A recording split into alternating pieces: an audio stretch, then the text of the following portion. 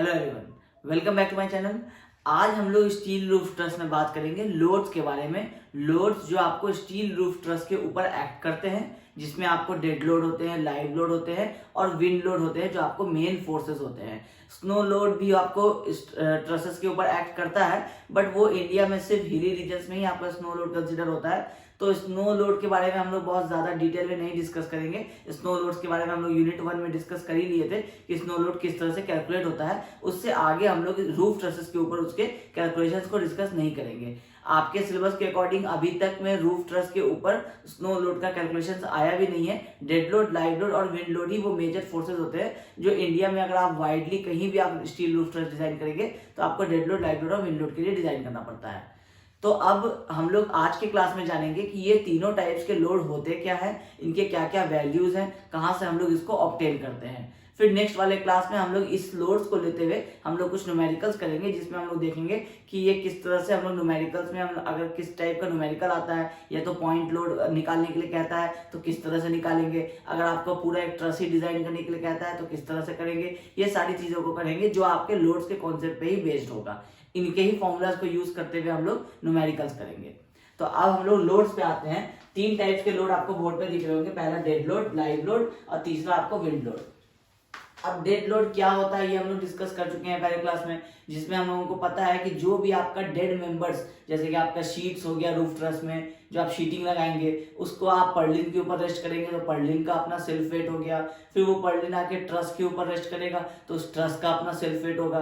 तो ये जो तीनों कंपोनेंट्स है, ये तीनों कंपोनेंट्स के आपको क्राइटेरिया दिया है। यूनिट वेट आपको शीट्स का दिया हुआ है, उसके बाद आपको पर्लिन्स का वेट दिया हुआ है जिसके ऊपर शीट रेस्ट करता है, और पर्लिन आपको ट्रसेस के ऊपर रेस्ट करता है तो ट्रसेस का भी आपको सेल्फ वेट का फॉर्मूला दिया है। ये तीनों जो होता है ये आपको डेड लोड होता है, ये मूविंग लोड्स नहीं होता है। ठीक है, तो अब आपको जैसे शीट्स की अगर हम लोग बात करेंगे तो जीआई शीट और एसी शीट, दो शीट हम लोग यूज करने वाले हैं अपने रूफ ट्रस के डिजाइन में। तो जीआई शीट जब यूज करेंगे तो उसका सिंगल यूनिट वेट जो हम लोगों को मिलता है ये IS 875 पार्ट 1 से डेड लोड का हमारा कोड होता है, पार्ट 2 हमारा लाइव लोड के लिए होता है और पार्ट 3 हमारा विंड लोड के लिए होता है। तो इसमें आपको IS 875 पार्ट 1 में आपको जीआई शीट और एसी शीट के लिए यूनिट वेट मिलता है। आप इन दोनों वैल्यूज को याद रखें तो ज्यादा बेटर है आपके लिए, क्योंकि फिर नहीं तो उस केस में आपको फिर एक कोड आपको प्रिंट करके एग्जाम में ले जाना पड़ेगा। लेकिन वैसे भी ये जनरल यूज वाले फॉर्मूलाज है, तो आपको डेड लोड और लाइव लोड जो है ये हम आपको रिकमेंड करेंगे कि आपको टोटल वैल्यूज जो है ये याद होनी चाहिए, क्योंकि ये आपको कोर्स ले जाने के लिए अगर अलाउड नहीं होगा तो आपको ये सिंपल फॉर्मूलाज हैं, सिंपल फॉर्मूलाज आपको अगर याद रहेंगे और वैल्यूज याद रहेंगे तो आपका डेड लोड और लाइव लोड कंसिडर हो जाएगा, आप लिख पाएंगे। लेकिन जब विंड लोड की हम लोग बात करेंगे तो विंड लोड में या तो क्वेश्चन में आपको सारे डेटाज गिवन हो, अगर डेटाज गिवन नहीं होंगे तो विंड लोड के लिए आपको IS 875 पार्ट 3 आपको ले जाना कंपलसरी होगा। IS 875 पार्ट 3, 875 में आपको 5 पार्ट्स हैं, जिसमें से पहला पार्ट आपका डेड लोड के लिए है, दूसरा पार्ट आपका लाइव लोड के लिए, ये भी यहाँ लिख देते हैं IS 875 पार्ट 2। ये आप जब ऑनलाइन सर्च करेंगे तो आपको मिल जाएगा, चाहे तो आप उसका प्रिंट आउट करा के स्पाइरल बाइंडिंग करके आप उसको अपना तैयार कर ले, क्योंकि विंड लोड का अगर आप कोड नहीं लेके जाएंगे तो आपको एग्जाम में विंड लोड से रिलेटेड अगर आपको कैलकुलेशंस करना होगा तो वो बिना कोड के सॉल्व नहीं हो सकता है। उसमें आपको बहुत सारे टेबल्स है जो आज हम लोग डिस्कस करेंगे क्लास में, उसके लिए आपको कोड की जरूरत पड़ेगी। अगर आपको एग्जाम में विंड लोड का कोड ले जाने नहीं देता है तो इसका मतलब है कि या तो क्वेश्चन में आपको डेटास गिवन होंगे और या नहीं तो फिर आपको क्वेश्चन उस टाइप का नहीं आएगा जिसमें आपको कोड की जरूरत पड़ेगी। तो वो सारे टाइप के क्वेश्चन भी हम लोग न्यूमेरिकल में करने की कोशिश करेंगे कि किसमें आपको IS कोड का जरूरत पड़ेगा, किसमें आपको सिर्फ टेबल्स की जरूरत पड़ेगी एक दो, और हो सकता है आपके क्वेश्चन में टेबल एक छोटा सा प्रोवाइड कर दे। तो उस तरह से हम लोग न्यूमेरिकल्स में देखेंगे कि क्या क्या पॉसिबिलिटी हो सकता है।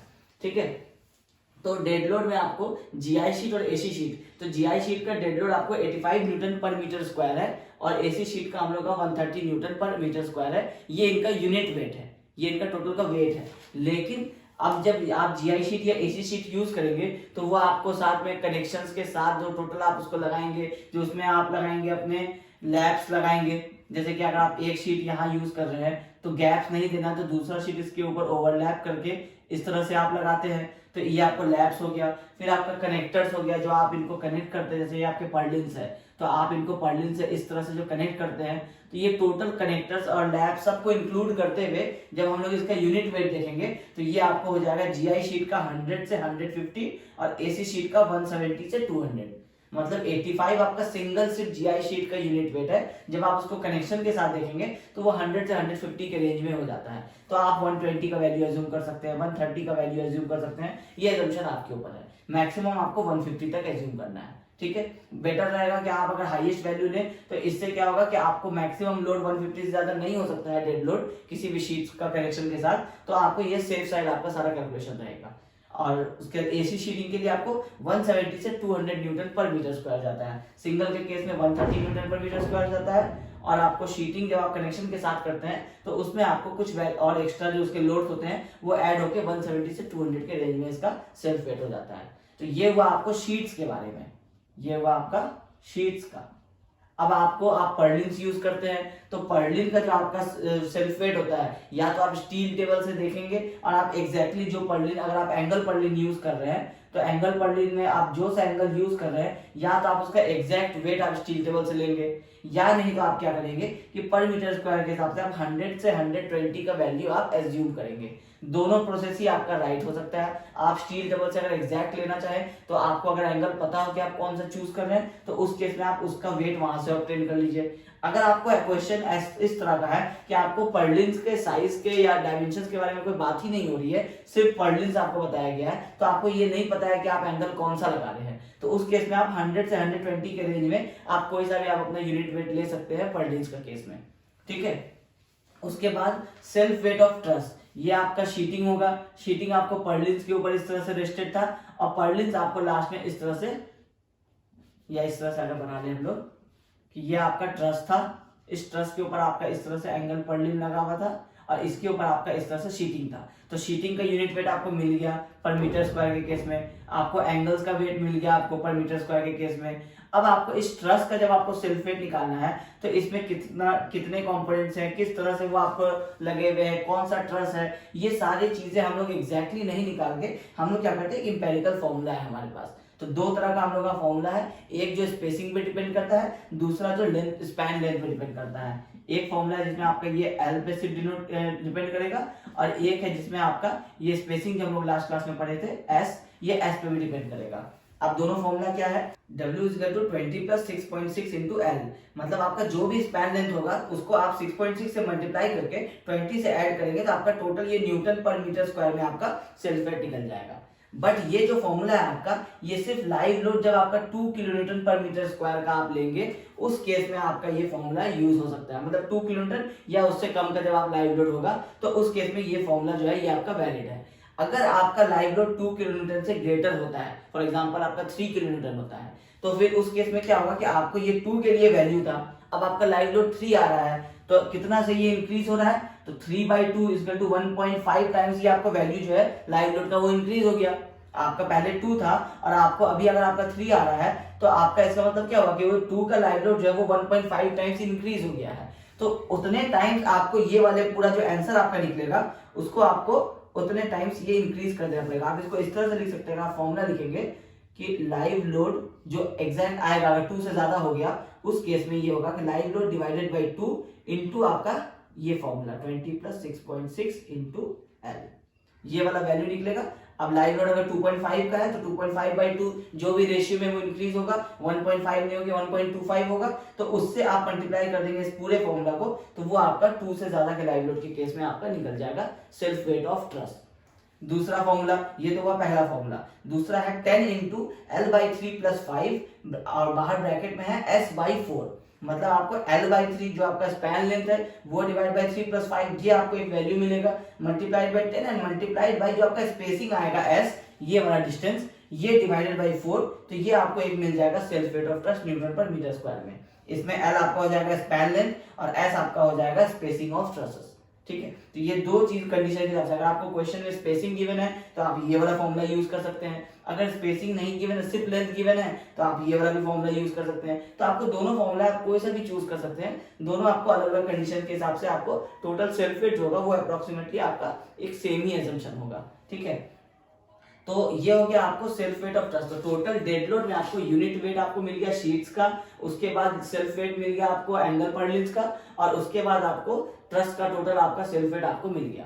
तो ये तीन आपको जो होगा ये होगा आपका डेड लोड्स आपके जो रूफ ट्रस के ऊपर आने वाले हैं, या रूफ ट्रस का जो अपना सेल्फ वेट होता है। इसके बाद आता है आपको लाइव लोड, जो मूविंग लोड्स आपके रूफ ट्रस के ऊपर एक्ट करेंगे। जनरली रूफ ट्रस के ऊपर आप पर्सन्स का मूवमेंट रिस्ट्रिक्टेड होता है, उसमें एक्सेस नहीं दिया जाता है, बट मेंटेनेंस के लिए या किसी और रिपेयर वर्क्स के लिए आपको अगर कोई अलाउंस देना है तो वो अलाउंस आप कितना देंगे, तो उसका आपको कंडीशंस यहाँ पे गिवन है कि अगर आपका 10 डिग्री तक का स्लोप होगा अगर आपके रूफ ट्रस का, मतलब आपका जो ये प्रिंसिपल राफ्टर है ये अगर आपका हॉरिजॉन्टल से अगर आपका 10 डिग्री या उसके बिलो है 9 डिग्री 8 डिग्री इस तरह का अगर आपका स्लोप है, तो फिर आपका लाइव लोड जो है वो आप लेंगे स्टैंडर्ड 0.75 किलोन्यूटन पर मीटर स्क्वायर। लेकिन अगर आपका स्लोप 10 डिग्री से ज्यादा है, जैसे आपका ये अगर 12 डिग्री का है या 13 डिग्री का है, इस तरह से कुछ है, तो उस केस में क्या होगा कि ये जो वैल्यू है 0.75 इसको आपको कुछ और रिड्यूस करना पड़ेगा। मतलब आप जितना स्लोप आप इंक्रीज करते जाएंगे, ये अगर आप 25 डिग्री कर देंगे तो जितना आप इंक्रीज करेंगे उतना इंक्रीमेंट के लिए आपको कुछ वैल्यू जो है ये इस 0.75 के लाइव लोड में से माइनस करना पड़ेगा। अब जैसे अगर आपका फॉर एग्जाम्पल हम लोग ले लें कि यहाँ 20 डिग्री आपका स्लोप आ रहा है, तो 20 डिग्री आ रहा है, तो ये फॉर्मूला दिया है 0.75 माइनस 0.02 इंटू थीटा माइनस 10, मतलब अब ये थीटा आपको यहाँ क्या हो जाएगा 20 हो जाएगा। तो 20 डिग्री है और 10 के लिए तो आपको 0.75 का वैल्यू था, तो मतलब है कि आप 10 डिग्री आपका और इंक्रीमेंट हुआ है, तो वो जो इंक्रीमेंट हुआ तो 20 माइनस 10 मल्टीप्लाइड बाई 0.02, वो जो वैल्यू आपका आएगा किलोमीटर पर मीटर स्क्वायर में, वो आपका माइनस होगा 0.75 से। तो ये अगर आपका 0.75 है आपका 10 के लिए, तो हो सकता है 15 डिग्री के लिए 0.7 हो जाए, हो सकता है 25 डिग्री के लिए 0.5 हो जाए, फिर 0.4 हो जाए, लेकिन मिनिमम लाइव लोड होगा वो 0.4 से कम नहीं होगा। मतलब आप जब इसमें जैसे जैसे आप ये डिग्री बढ़ाते जाएंगे, ये अगर आप इसको 35 डिग्री कर देंगे, तो उस केस में ये क्या हो जाएगा कि आपको कुछ वैल्यू इतना माइनस होगा कि ये 0.75 से रिड्यूस हो जाएगा। तो रिड्यूस होगा तो कितना होगा, हो सकता है ये 0.38 आ जाए। अगर ऐसा केस आ जाता है कि 0.38 किलोमीटर पर मीटर स्क्वायर आ जाता है, तो उस केस में भी आप 0.38 नहीं लेकर के मिनिमम आप 0.4 लेंगे। मतलब रिड्यूस करने का भी एक लिमिट है कि आप 0.75 से 0.35 तक का वैल्यू आप रिड्यूस कर सकते हैं, लेकिन उससे ज्यादा का रिड्यूस होगा तो फिर आपको ये 0.4 से बिलो आ जाएगा। तो ये टोटल वैल्यू जो है ये 0.4 से कम नहीं आना चाहिए, ये इसका क्राइटेरिया है। ठीक है, तो मतलब है कि 10 डिग्री स्लोप या उससे कम है तो 0.75, स्लोप जैसे इंक्रीज करते जाइएगा लाइव लोड डिक्रीज होते जाएगा, वो 0.75 से रिड्यूस होना शुरू हो जाएगा। जितना इंक्रीमेंट कीजिएगा उतना इंक्रीमेंट के लिए वो चेंज आने लगेगा, लेकिन वो चेंज आते आते आपको मिनिमम जो है वो 0.4 एनी हाउ रखना है। इस केस में 0.75 ही रहेगा, इस केस में मिनिमम जो होगा वो 0.4 किलो न्यूटन पर मीटर स्क्वायर तक हो सकता है, इससे रिड्यूस और नहीं होगा। ठीक है, तो ये है आपको लाइव लोड का क्राइटेरिया। ये फॉर्मूला भी आपको IS 875 पार्ट 2 में गिवन है, बट आपको ये फॉर्मूला जो है ये डायरेक्टली याद रख लेना है। ये फॉर्मूला आपके कॉम्पिटिटिव एग्जाम और आपके जो आपका ऑब्जेक्टिव क्वेश्चन होता है उनके लिए भी ये बहुत ही अच्छा क्वेश्चन होता है। बहुत बार आपको SSC JEE और आपको गेट में भी आपको इस तरह का क्वेश्चन पूछा हुआ है 1 मार्क्स में कि आपका live load for 15 degree truss कितना होगा, तो उस केस में आपको 15 माइनस 10 इंटू 0.02 और 0.75 से आप माइनस करेंगे तो वो वैल्यू आपको मिल जाएगा। कई बार आपको पूछा है कि जैसे 45 डिग्री के लिए कितना होगा, तो 45 डिग्री के लिए जो वो माइनस करेंगे तो वो माइनस आपको 0.4 से क्या होता है रिड्यूस हो जाता है, नीचे आ जाता है, तो वो वाला भी आपको ऑप्शन में दिया रहता है। लेकिन आपको पता होना चाहिए कि मिनिमम भी आपको 0.4 रखना है, तो इस केस में आपका 0.4 जो होता है उसका करेक्ट आंसर होता है। तो ये चीजें एक ऑब्जेक्टिव आपको बहुत ही अच्छा क्वेश्चन आएगा। ठीक है, इसके बाद आता है आपका विंड लोड। अब विंड लोड में बहुत लंबा चौड़ा कैलकुलेशन है। डेड लोड और लाइव लोड तो क्या है कि आपको डायरेक्टली 2-3 फॉर्मूलाज हैं, आप वो फॉर्मूलाज याद रखेंगे, कुछ वैल्यूज याद रखेंगे एजम्पशन से, तो आपका डेड लोड और लाइव लोड तो इजीली आपका कैलकुलेट हो जाएगा। सारा कैलकुलेशन जो रूफ ट्रस में है वो आपको विंड लोड से रिलेटेड ही है, क्योंकि किस टाइप का स्ट्रक्चर होगा, आपको कितना उसका स्लोप होगा, उस पर कितना विंड लोड एक्ट कर रहा है, ये वेरी करेगा हर बार। आपका कई बार हो सकता है कि रेक्टेंगुलर बिल्डिंग होगा, कई बार आपका हो सकता है कि स्क्वायर बिल्डिंग होगा, कई बार आपका जो हाइट होगा वो ज्यादा होगा। जैसे आपका बिल्डिंग है वो कुछ 30 मीटर्स का है और उसके ऊपर में आप एक रूफ ट्रस बना रहे हैं, तो इस रूफ ट्रस पे उस समय जो लोडिंग लगेगा वो डिफरेंट होगा। कई बार आपका सिर्फ 10 मीटर होगा, उसके ऊपर रूफ ट्रस आ रहा है। तो इसमें क्या होगा कि आपको स्टेप्स याद रहना बेटर है कि आप स्टेप्स याद रखिए, क्या क्या वैल्यूज हैं, क्या क्या फॉर्मूलाज हैं, वो सारी चीजें आपको आईएस कोड में गिवन है। आईएस 875 पार्ट 3 में आपको ये सारे इसके टेबल के साथ सारे वैल्यूज भी आपको गिवन है। तो अगर आपको आईएस 875 पार्ट 3 नहीं ले जाने देता है तो इसका मतलब है कि अभी जो आप एक एक करके डिस्कस कीजिएगा उसमें सबका हम लोग का एक एक टेबल है, वो सारे टेबल में से या तो आपको डायरेक्टली क्या करेगा, वैल्यूज ही आपको बता देगा कि आपका K1 का वैल्यू कितना होगा, K2 का वैल्यू कितना होगा। तो पहले हम लोग स्टेप देख लेते हैं, उसके बाद हम लोग बताते हैं कि कैसे कैसे कौन कौन सा टेबल हम लोग उसके लिए यूज करते हैं। ठीक है, अब विंड लोड निकालने के लिए आपको 4 स्टेप्स होता है। सबसे पहला स्टेप है आपका बेसिक विंड स्पीड VB, मतलब किसी भी एक एरिया में इंडिया को क्या किया गया है, 6 जोन्स में डिवाइड किया गया है विंड स्पीड के अकॉर्डिंगली। तो आईएस 875 पार्ट 3 में आपको एक टेबल भी मिलेगा और आपको एक इंडिया का मैप भी मिलेगा। उस मैप में आप देखेंगे कि आपको 6 अलग अलग जोन्स में शेडिंग्स किए हुए हैं। अब उन सारे जोन्स का अपना अपना एक बेसिक विंड स्पीड है पुराने हिस्ट्री के हिसाब से कि मैक्सिमम गस्ट होता है कि मतलब मैक्सिमम विंड स्पीड जब, जिसको हम लोग तूफान कहते हैं एक तरह से, वो जब मैक्सिमम आता है तो 3 सेकेंड में आपको कितना उसमें मैक्सिमम स्पीड हो जाता है, उसके एक स्टडी के हिसाब से आपका बेसिक विंड स्पीड तैयार किया गया है और वो आपको आईएस 875 पार्ट 3 में गिवन है। तो आपको क्या है कि 6 जोन्स के हिसाब से आपको अलग अलग टाइप का आपको बेसिक विंड स्पीड है, जैसे 33 है, 37 है, इस तरह से करके आपको 47 है, 53 है, आपको ऐसा अलग अलग आपको बेसिक विंड स्पीड दिया हुआ है आईएस कोड में। तो आपको क्या करना है कि या तो आपको मैप गिवन होगा या नहीं तो आपको डायरेक्टली सिटी का नेम गिवन होगा। अब सिटी जैसे आपको दिल्ली गिवन होगा या लखनऊ गिवन होगा या अहमदाबाद गिवन होगा, तो आपको उसके हिसाब से आपको आईएस कोड में जाके देखना है कि उस सिटी का या तो आपको डायरेक्टली एक टेबल से वैल्यू मिल जाए कि कितना बेसिक विंड स्पीड है। अगर वो नहीं मिलता है या सिटी आपके उस टेबल में नहीं आता है, एक टेबल आपके स्क्रीन पे भी आएगा, उसमें आपको मैक्सिमम मेजर सिटीज के आपको सारे वैल्यूज आपको गिवन है बेसिक विंड स्पीड के। लेकिन अगर इस टेबल में आपको अगर ये वाला आपका सिटी जो आपके क्वेश्चन में आया है वो अगर लाई नहीं करता है तो फिर आपको क्या करना होगा कि इंडिया का एक मैप भी आपको आईएस कोड में गिवन है, उसमें से आपको सिटी का लोकेशन पता होना चाहिए ज्योग्राफिकली कि वो सिटी किधर लाई करता है, यूपी में है कि एमपी में है कि दिल्ली में है या फिर गुजरात में है। उसके हिसाब से आप अपने मैप में देख के आप उस जोन से पता कर सकते हैं कि वो कौन सा जोन है। अगर वो जोन 1 है, जोन 2 है, जोन 3 है, तो जोन 3 का बेसिक विंड स्पीड कितना है वो आपको मैप में गिवन रहता है, तो वहां से आपको पता चल जाता है बेसिक विंड स्पीड। इसका कोई कैलकुलेशन नहीं है, बस आपको क्या करना है आईएस कोड में जाकर के आपको मैप या टेबल में से डायरेक्टली विंड स्पीड ऑब्टेन कर लेना है। सिर्फ ये पहला स्टेप में इतना ही आपको काम है। अब आपको जब बेसिक विंड स्पीड मिल गया, अब आप डिजाइन जो अपना करेंगे रूफ ट्रस में कि आपका कितना विंड लोड आ रहा है, तो आपको जैसे पता होगा कि आप जैसे आपको एक डेड लोड पता होता है, लाइव लोड पता होता है, तो आप एक बेंडिंग मोमेंट निकालते हैं। बेंडिंग मोमेंट क्यों निकालते हैं कि आपको पता चल जाता है कि अब ये बेंडिंग मोमेंट की वजह से आपको अब कितना उसमें सेक्शन मॉडुलस प्रोवाइड करना है, ये आपको पता चल जाता है। तो उसी तरह जब हम लोग बेसिक विंड स्पीड निकालते हैं तो बेसिक विंड स्पीड इसलिए निकालते हैं कि अब हम लोगों को डिजाइन विंड स्पीड निकालना है। तो डिजाइन विंड स्पीड क्या होगा कि कुछ वैल्यू जो आपको बेसिक विंड स्पीड का होगा उससे हम लोग थोड़ा कम वैल्यू ही लेके चलते हैं कि ये वैल्यू आपको अलग, ये तो हुआ आपका कि जो बेसिक विंड स्पीड होता है ये आपको डिपेंड करता है कि आपको 10 मीटर हाइट पे और आपको ओपन टेरेन पे, मतलब एक जनरल जो ये वैल्यू निकाला गया, ये जो बेसिक विंड स्पीड का ये निकाला गया आपको कि 10 मीटर हाइट पे जब आपका विंड फ्लो करेगा तो आपको कितना इफेक्ट होगा, और टेरेन अगर ओपन है मतलब उसके जिस स्ट्रक्चर पे अगर आप चेक करना चाह रहे हैं उसके आगे पीछे और कोई स्ट्रक्चर नहीं है तो उस केस में आपको ये बेसिक विंड स्पीड निकाला गया। लेकिन क्या होता है कि जब आप रूफ ट्रस कहीं बना रहे होते हैं तो आपका टेरेन ओपन नहीं होता है, कई बार ओपन होता भी है, तो उसका क्या होगा कि आपको कुछ कंडीशंस होंगे, कुछ कोफिशिएंट्स होंगे जिससे आपको बेसिक विंड स्पीड को मल्टीप्लाई करना पड़ेगा। अब वो क्या क्या कोफिशिएंट होंगे, तो वो आता है आपका डिजाइन विंड स्पीड में। अब डिजाइन विंड स्पीड का अगर आप फॉर्मूला देखेंगे VZ, अच्छा बेसिक विंड स्पीड को हम लोग VB बोलते हैं। V हो गया आपको स्पीड का और B हो गया आपको बेसिक के लिए। जब आप डिजाइन विंड स्पीड में आते हैं तो ये आपको VZ हो जाता है नोमेनक्लेचर, ठीक है। तो VZ हो जाता है कि VB तो डायरेक्टली है ही, VZ इक्वल टू VB हो सकता है कब, जब K1 1 हो, K2 1 हो और K3 भी 1 हो, मतलब जब आपका ओपन टेरेन में 10 मीटर हाइट के लिए आप जब चेक करेंगे तो हो सकता है VZ इक्वल टू आपका VB आ जाए।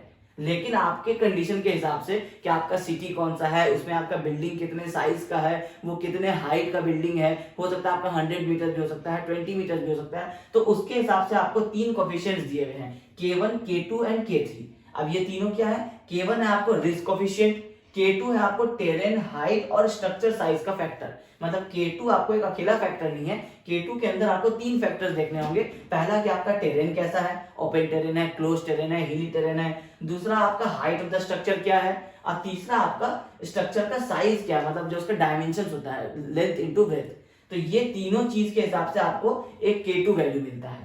और फिर K3 होता है आपका टोपोग्राफी फैक्टर, कि आपका टोपोग्राफी किस तरह का है उसके हिसाब से। तो तीनों जो वैल्यूज है ये आपको मिलते हैं IS कोड 875 पार्ट 3 में, जिसमें आपको K1 के लिए भी कुछ कंडीशंस गिवन है। इसके बाद हम लोग जब ये टोटल आपको समझा देंगे, इसके बाद हम लोग इसके कैलकुलेशंस पे आएंगे कि ये K1, K2, K3 और ये सारी चीजें कहां से हम लोग ऑब्टेन करेंगे। ठीक है, अभी हम आपको सिर्फ पहले स्टेप समझा दे रहे हैं, उसके बाद एक एक करके बताएंगे, आपको ये सारे टेबल्स दिखाएंगे, टेबल्स में से कौन सा वैल्यू आप ले रहे हैं वो एग्जांपल के साथ हम लोग इसको अभी डिस्कस करेंगे। तो K1 आपको रिस्क कोफिशिएंट, K2 आपको टेरेन हाइट और स्ट्रक्चर साइज कोफिशिएंट और K3 आपको टोपोग्राफी फैक्टर है। ये तीनों आपको जब मिल जाएगा, फॉर एग्जांपल अगर ये आपका आएगा 1.8 और 0.9, अगर इस तरह से आएगा तो ये आपको टोटल मल्टीप्लाई होकर के 0.72 इंटू VB हो जाएगा। कुछ इस तरह से हो जाएगा। तो मतलब आप VB अगर आप 50 ले रहे हैं तो आपको VZ कितना हो जाएगा, उससे 72% ही उसका रहेगा, 100% नहीं रहेगा। तो उस केस में वो रिड्यूस होकर के अगर 50 है तो वो आपको 36 या 37 के आसपास का कुछ विंड स्पीड आ जाएगा। अब ये विंड स्पीड आप लेंगे डिजाइन करने के लिए। तो अब आपको जब विंड स्पीड मिल गया, डिजाइन विंड स्पीड, कि आप अपने स्ट्रक्चर पे जो वैल्यू आप लगाएंगे, तो अब आप क्या चेक करेंगे, प्रेशर, कि इस स्पीड, विंड के स्पीड की वजह से आपके स्ट्रक्चर पे कितना प्रेशर आएगा। तो वो प्रेशर हम कैसे निकालेंगे, कैलकुलेट डिजाइन विंड प्रेशर, जिसको हम लोग नाम देते हैं PZ। ठीक है, अब ये हम लोगों को रूप में निकालना है, तो इसका एक इंपेरिकल फॉर्मूला गिवन है, PZ equal to 0.6 into VZ square, और इसका यूनिट क्या हो जाएगा, न्यूटन पर मीटर स्क्वायर। अभी तक ये क्या चल रहा था, स्पीड चल रहा था, तो मीटर पर सेकंड की बात हो रही थी। ठीक है, ये जो बेसिक विंड स्पीड था वो मीटर पर सेकंड में है, K1, K2, K3 यूनिटलेस होता है, तो VZ भी आपको मीटर पर सेकंड में आ जाएगा। उसके बाद आप प्रेशर निकालेंगे तो प्रेशर हो जाएगा 0.6 इंटू VZ स्क्वायर। ये VZ आप निकाल चुके होंगे, इसको स्क्वायर करके 0.6 से मल्टीप्लाई करेंगे, आपको डिजाइन विंड प्रेशर मिल जाएगा।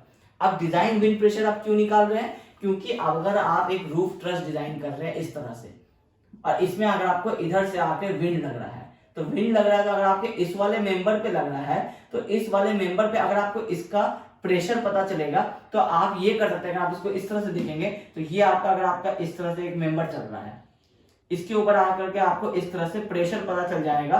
अब प्रेशर आपको कुछ एरिया में होगा, तो आप क्या करेंगे, आप एरिया से उसको डिवाइड करके आप यूडीएल की तरह से आप उसको अपना एक लोड बना सकते हैं, जो हम लोग अभी लास्ट वाले क्लास में डिस्कस किए थे बीम्स में, कि हम लोगों का अगर पर मीटर स्क्वायर पे लोड चल रहा है, हम लोगों को 1 मीटर में निकालना है, तो हम लोग इस वाले विड्थ से उसको डिवाइड कर देंगे, तो हम लोग प्रेशर निकालते हैं। ये देखिए, ये न्यूटन पर मीटर स्क्वायर में मिला है। अब जब मीटर स्क्वायर में मिल गया, अब आपको अगर एक मेंबर डिजाइन करना है तो उस मेंबर के ऊपर आपको यूडीएल मिल जाए या फिर आपको पॉइंट लोड मिल जाए, ये आपका सबसे डिजायर्ड कंडीशन होगा, क्योंकि इसके लिए आपके पास बेसिक फॉर्मूलाज हैं, आप उससे उसको कैलकुलेट कर सकते हैं। तो इसलिए हम लोग प्रेशर निकालते हैं ताकि हम लोगों को फिर एक एक एलिमेंट्स पे हम लोग अपना विंड प्रेशर निकाल सके। तो जब प्रेशर निकल गया तो हम लोग एक एक एलिमेंट पे जब हम लोगों को निकालना होगा, तो एक सिंगल एलिमेंट पे जो हम लोग फोर्स निकालेंगे, प्रेशर से क्या होगा, ये जो यूडीएल आ रहा है ये क्या होता है, फोर्स होता है हमारा, यूनिफॉर्मली डिस्ट्रीब्यूटेड लोड। तो हम लोग वो फोर्स कैसे निकालेंगे, CPE minus CPI into area of जो मेंबर होगा इंटू PZ। अब ये PZ तो आपको पता है कि विंड प्रेशर था, ए क्या होता है, ये एरिया ऑफ वो मेंबर होता है जिसके ऊपर आप निकालने जा रहे हैं उसका, ठीक है, जो उसका लेंथ इंटू उसका जो विड्थ होगा वो वाला आपका हो जाएगा एरिया। अब ये CPE और CPI क्या होता है, कि जब विंड आपको लगता है किसी भी एक स्ट्रक्चर पे, तो एक तो वो आपको एक्सटर्नली आपको लगता है, हिट करता है स्ट्रक्चर पे, और दूसरा कि अगर वो स्ट्रक्चर में कुछ भी परमिएबिलिटी है, परमिएबिलिटी इन द सेंस कि आपको कहीं ना कहीं ओपनिंग्स होता है, आपको या तो टॉप में ओपनिंग्स होगा, या फिर आप एक विंडो का प्रोविजन देंगे, या फिर आप रूफ ट्रस ही कुछ अल्टरनेट पैटर्न में लगाएंगे, जैसे आपका यहाँ पे इस तरह से आप शीट्स लगा रहे हैं, फिर यहाँ आप गैप छोड़ दिए हैं, फिर यहाँ पे आप इस तरह से शीट्स लगा रहे हैं, फिर यहाँ पे आपका गैप छुटा हुआ है। तो इससे क्या होगा कि एक तो बाहर से आकर के जो हिट करेगा, एक वो एक एक्सटर्नल आपका प्रेशर होगा, और एक होगा जब विंड आपको जब हाई स्पीड में अंदर आता है, तो अंदर आने के बाद वो अंदर से भी आपके वॉल्स पे हिट करता है, तो वो आपको कहलाएगा इंटरनल कोफिशिएंट। तो जब एक्सटर्नल विंड प्रेशर आएगा तो उसका एक कोफिशिएंट आएगा, वो कहलाएगा CPE, मतलब कोफिशिएंट ऑफ एक्सटर्नल प्रेशर। ठीक है, C से कोफिशिएंट, E से एक्सटर्नल, P से प्रेशर। तो जो बाहर से प्रेशर आ रहा है उसका एक कोफिशिएंट आपको मिलेगा IS 875 में, और दूसरा होगा आपको इंटरनल कोफिशिएंट। तो इंटरनल मतलब कि अगर परमिएबिलिटी कितना है, कि आपके उसमें ओपनिंग्स कितने हैं, 50% ओपनिंग है, 40% ओपनिंग है, 30% ओपनिंग है, उसके हिसाब से आपको इंटरनली वो कितना प्रेशर बनाएगा। बहुत छोटा वैल्यू होगा एक्सटर्नल के कंपैरेटिवली, क्योंकि एक्सटर्नल में तो डायरेक्ट विंड हिट कर रहा है, लेकिन इंटरनल कितना जाएगा और उसका कितना प्रेशर में वो आपको प्रेशर देगा आपके एलिमेंट्स पे, वो आपका कहलाएगा इंटरनल कोफिशिएंट। तो ये दो वैल्यूज के लिए भी आपको IS कोड आपको रेफर करना पड़ेगा। इसमें आपको बिल्डिंग के स्ट्रक्चर साइज के हिसाब से आपको इसके टेबल्स गिवन है, जिसमें आपको इसके वैल्यूज गिवन होते हैं। तो इसलिए विंड लोड को जब हम लोग ये चारों स्टेप्स होता है, इससे हम लोगों को निकल जाता है फोर्स। अब आपको क्वेश्चन किस तरह का आ सकता है कि या तो आपसे फोर्स निकालिए, टोटल फोर्स, तो आप क्या करेंगे, डेड लोड निकालेंगे, लाइव लोड निकालेंगे, और विंड लोड में आप लास्ट में जाकर के एक F पे जाकर के टोटल फाइनल प्रेशर निकाल लेंगे। मतलब एक स्ट्रक्चर के ऊपर आपको शीट से कितना वेट आ रहा है, आपको लाइव लोड कितना आ सकता है, और आपका टोटल विंड प्रेशर कितना आ सकता है, ये तीनों मिल जाएगा। उसके बाद अगर वो पर्लिन है आपका, तो वो बीम की तरह डिजाइन होगा, आपको यूडीएल मिला रहेगा तीनों केसेस में, या पॉइंट लोड मिला रहेगा। आप उसके हिसाब से बेंडिंग मोमेंट निकालेंगे, M/Z चेक करेंगे, जो Z आप प्रोवाइड कर रहे हैं वो उससे अगर ज्यादा आ रहा है तो वो पास हो जाएगा, जैसा हम लोग बीम के केस में किए थे। एक तो हो गया इस टाइप का क्वेश्चन। दूसरा आ सकता है कि आपको बोल दे कि टोटल एक ट्रस ही डिजाइन कीजिए। तो ट्रस डिजाइन करने का मतलब है कि आपको उसमें कुछ बेसिक्स गिवन रहेगा, जैसे ट्रस का साइज आपको स्पैन का गिवन रहेगा, तो आप उसमें से चूज करेंगे कि आपको कौन सा ट्रस लेना है। स्पैन के हिसाब से हम लोग लास्ट वाले क्लास में डिस्कस किए थे कि कौन से स्पैन के लिए हम लोग कौन सा ट्रस लेते हैं। आपको वो वैल्यूज याद रखने हैं कि कितने स्पैन तक में आप कौन सा ट्रस चूज कर सकते हैं, वो चूज करेंगे। उसके बाद आपको ये सारे लोड्स कैलकुलेट करने पड़ेंगे, और फिर आपको एक पूरे ट्रस पे ये दिखाना पड़ेगा कि अगर आपका ये ट्रस है इस तरह से, या फिर हम लोग ये कंसिडर करें कि आपका ये इस तरह से ट्रस है, तो इसमें आपको इस वाले पॉइंट पे कितना लोड आ रहा है, इस वाले जंक्शन पे कितना लोड आ रहा है, इस वाले जंक्शन, जितना भी मतलब उसमें जंक्शन आ रहा है, इस जंक्शन पे आपका कितना लोड आ रहा है टोटल लोड्स की वजह से, dead load, live load and wind load की वजह से। तो ये भी आपको इस तरह का भी क्वेश्चन आ सकता है। तो अभी हम लोग क्या करते हैं कि हम लोग ये क्वेश्चन तो हम लोग नेक्स्ट वाले क्लास में करेंगे। अभी हम लोग एक एक करके जो हम लोग ये सारी चीजें भी डिस्कस किए विंड लोड में, कि बेसिक विंड स्पीड का क्या डायग्राम होता है और क्या टेबल होता है, टेबल तो हम लोग शो कर चुके हैं। अब हम लोग डिजाइन विंड स्पीड के जो K1, K2, K3 का फैक्टर होता है वो क्या होता है, वो बोर्ड पे भी डिस्कस कर लेते हैं। और फिर हम लोग ये कोएफिशिएंट ऑफ एक्सटर्नल प्रेशर और इंटरनल प्रेशर, ये दोनों चीजें आपको कहां से, क्योंकि पीजेड आपको सिर्फ फॉर्मूला से कैलकुलेट हुआ, तो पीजेड के लिए तो हम लोगों को कोई टेबल देखना नहीं है, लेकिन फोर्स के लिए और वीजेड के लिए हम लोगों को 1, 2, 3 और ये आपको इसके लिए एक टेबल, 4 टेबल आपको देखना होगा IS कोड से। तो हम लोग अब वो टेबल अभी डिस्कस कर लेते हैं कि वो टेबल क्या है, उस टेबल को हम लोग रीड किस तरह से करेंगे, उससे हम लोग वैल्यू किस तरह से ऑब्टेन करेंगे। फिर नेक्स्ट वाले क्लास में हम लोग न्यूमेरिकल करेंगे, तो उसको टोटल हम लोग प्रॉब्लम सॉल्व करेंगे, तो उससे आपके बाकी सारे डाउट्स जो हैं वो क्लियर हो जाएंगे। ठीक है, तो अब हम लोग क्या करते हैं, टेबल डिस्कस कर लेते हैं IS कोड्स के। अब risk coefficient K1 IS 875 part 3 में आपको टेबल नंबर 4 गिवन है, जो आपको क्लॉज 4.4.3.1 में आपको इसका थ्योरी कि ये किस तरह से निकाला गया है, और इसका टेबल नंबर 4 में आपको ये वाला वैल्यूज गिवन है जो ये आप ये टेबल देख रहे हैं। अब इस टेबल में किस किस कंडीशंस के लिए आपको वैल्यूज गिवन है। K1 हम लोगों का रिस्क कोएफिशिएंट होता है, ये हम लोगों को पता है। अब रिस्क कोएफिशिएंट क्या होता है कि आपका एक बिल्डिंग कितने साल के लिए आप डिजाइन कर रहे हैं, 5 साल के लिए कर रहे हैं, 25 साल के लिए कर रहे हैं, 50 साल के लिए कर रहे हैं, या 100 साल के लिए कर रहे हैं। ये 4 आपको बेसिक स्टैंडर्ड्स दिए गए हैं। टेम्पोररी स्ट्रक्चर्स है तो उसके लिए 5 इयर्स है, फिर परमानेंट स्ट्रक्चर्स में अगर इंपॉर्टेंस के हिसाब से या तो 50 इयर्स है या 100 इयर्स है। तो इसके हिसाब से आपका बिल्डिंग कितने आप रिस्क के लिए उसको डिजाइन करेंगे, ये बताता है आपको रिस्क कोएफिशिएंट। तो अगर आपका टेम्पोररी स्ट्रक्चर्स है तो आप रिस्क कोएफिशिएंट अगर 1 लेंगे तो इसका मतलब आप 100% रिस्क को कवर करते हुए आप उसको एनालाइज कर रहे हैं। तो हम लोग उसमें क्या करते हैं, IS कोड हमें बताता है कि अगर टेम्पोररी स्ट्रक्चर्स है तो आप उसका वैल्यू कुछ रिड्यूस कर सकते हैं, क्योंकि वो 5 इयर्स के लिए ही है, उसमें आपको लाइफ का ज्यादा हजार्ड नहीं है, आपको लाइफ लॉस का इश्यूज नहीं है। तो उस केस में हम लोग आप देखेंगे कि 5 इयर्स वाले के लिए 0.82, 0.76, 0.3, 0.7, 0.67 इस तरह से हम लोग वैल्यूज देते हैं। 100% नहीं लेकर के आप लोग 70%, 60% के रेंज में उसका वैल्यूज को लेते हैं। तो अब इस टेबल को पहले आप लोग समझते हैं कि ये क्या गिवन है, इसमें किन किन कंडीशंस के लिए गिवन है। तो आप सबसे पहले देखिए क्लास ऑफ स्ट्रक्चर, ये आपको सारा जो है आपके स्ट्रक्चर को ब्रॉडली 4 वेज में डिफाइन किया गया है, जिसको हम लोग कहेंगे क्लास। अब इसमें क्या कह रहा है, पहला क्लास है all general buildings and structures. अभी आपको ये सारे एक जनरल बिल्डिंग्स और स्ट्रक्चर जो आप डिजाइन करते हैं, आपका रेजिडेंशियल बिल्डिंग हो गया, कमर्शियल बिल्डिंग हो गया, जो जितने भी हैं वो सारे आपको अगर 50 ईयर्स के लिए डिजाइन होंगे तो वो all general buildings and structures होंगे।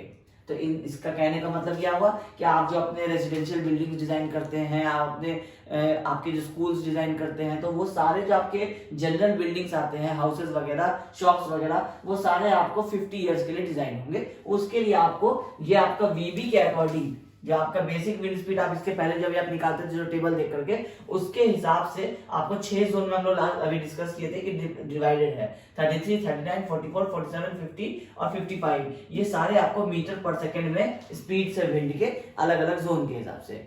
तो अब सारे जोन में, जैसे कि अगर आप जनरल बिल्डिंग्स लेंगे, अगर आप जोन ले रहे हैं ऐसा जिसमें 33 का विंड स्पीड है, तो वहां आपका K1 का वैल्यू जो है वो 1 हो जाएगा। फिर 39 वाले में 1 है, और सारे वाले में, मतलब पूरे इंडिया में आप किसी भी जोन में चले जाएंगे, आपको सारे जनरल बिल्डिंग्स के लिए जो आपको K1 का वैल्यू होगा, ये सारे जो आपको ब्लू में गिवन है, ये सारे आपको K1 के वैल्यूज हैं। ठीक है, तो अब ये हुआ सारे जनरल बिल्डिंग एंड स्ट्रक्चर्स का। अब सेकंड क्लास में आते हैं। सेकंड क्लास कह रहा है टेम्पोररी शेड्स, वैसे शेड्स जो आप टेम्पोररी कुछ टाइम के लिए बनाते हैं, या फिर स्ट्रक्चर्स, या फिर such as those used during construction operations. जब आप कंस्ट्रक्शन वगैरह करते हैं तो आप उसमें फ्रेमवर्क बनाते हैं, फॉर्मवर्क बनाते हैं, आप अपने 1 ईयर या 2 ईयर के लिए बनाते हैं जब आपका टोटल कंस्ट्रक्शन प्रोसेस चल रहा होता है, या कोई टेम्पोररी आप वहां पे स्ट्रक्चर बनाते हैं जो आपका रहने के लिए होता है। तो वैसा कोई भी स्ट्रक्चर जो आपको फॉर्मवर्क, फॉल्स वर्क, या फिर structure during construction stage and boundary walls, मतलब कंस्ट्रक्शन के दौरान या फिर शॉर्ट इंटरवल के लिए जो आप 5 इयर्स के लिए कोई स्ट्रक्चर बनाते हैं, या फिर आपका जो बाउंड्री वॉल होता है, ये 2 टाइप का जो स्ट्रक्चर है ये आपको 5 इयर्स के लिए डिजाइन होता है।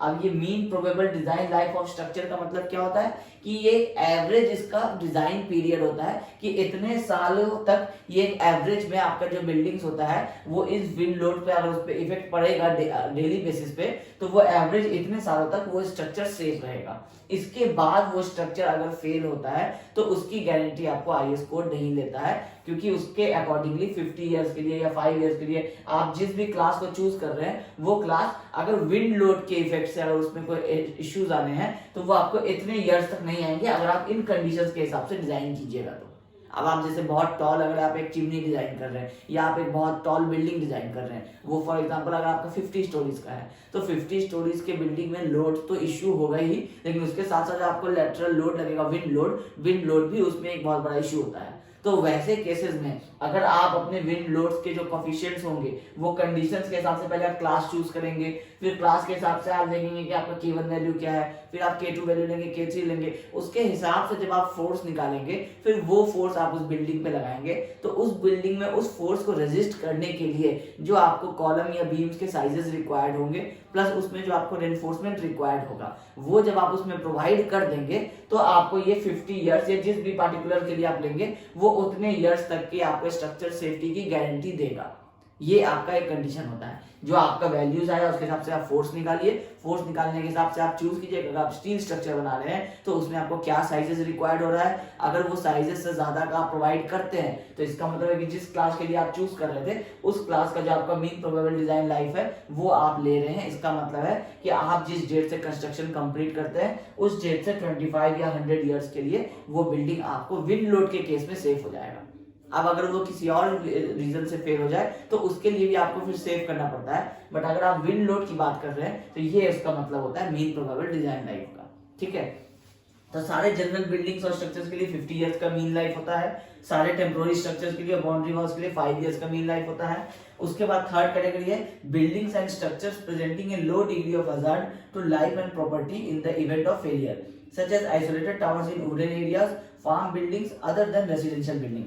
मतलब वैसे स्ट्रक्चर्स या वैसे बिल्डिंग्स जिसमें आपको लाइफ का थ्रेट जो होता है वो बहुत कम होता है, या फिर वैसे बिल्डिंग जो आपको वुडन एरियाज में टावर्स बने होते हैं जहाँ पे पॉपुलेशन कम होता है, या फिर आपको फार्म हाउसेज में जो आपके बिल्डिंग्स बने होते हैं, तो वो वैसे जितने भी आपको रेजिडेंशियल बिल्डिंग्स के अलावा जो आपको स्ट्रक्चर्स होते हैं उसमें आपको जो डिजाइन लाइफ होता है वो आपका 25 ईयर्स का होता है।